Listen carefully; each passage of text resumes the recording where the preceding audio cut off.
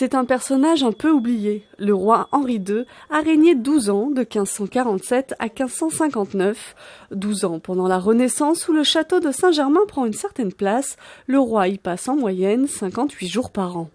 Saint-Germain-en-Laye est naturellement le siège de nombreuses décisions. On prend des actes politiques et on prend également des actes diplomatiques. Les relations internationales se nouent et se dénouent à Saint-Germain-en-Laye au gré donc de l'évolution de la politique d'Henri II. Nous avons à ce sujet la chance de présenter ici, prêté par le Musée national de la Renaissance, un objet tout à fait extraordinaire qui est en forme de livre avec une couverture et un feuillet central.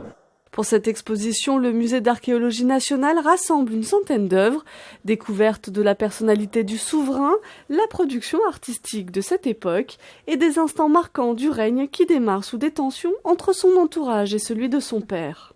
L'une de ces tensions s'est incarnée dans le duel fameux qui a opposé un proche de futur Henri II, qui est encore dauphin, qui s'appelle La Chataigneraie, et un proche de la duchesse d'Étampes, la maîtresse de François Ier, le baron de Jarnac, beau-frère de la duchesse.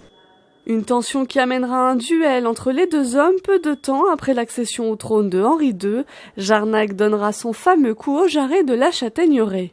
C'est la première exposition consacrée à ce roi, une mise en lumière d'un souverain éclipsé par son père et son entourage, son épouse Catherine de Médicis ou encore sa fille Marguerite de Valois, la reine Margot.